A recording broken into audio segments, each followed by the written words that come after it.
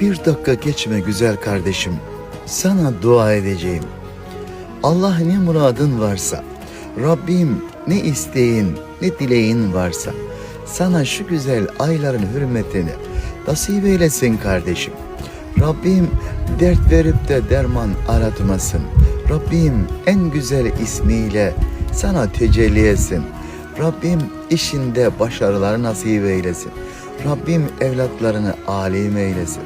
Rabbim kaderini, bahtını, ömrünü her daim açık ve güzel eylesin. Rabbim kendisinden başka kimselere seni muhtaç etmesin. Rabbim seni kul, Peygamberimiz, iki cihan selverimiz Muhammed Mustafa sallallahu aleyhi ve selleme seni ve aileni, evlatlarını, anneni ve babanı, sevdiklerini ümmet eylesin kardeşim. Amin.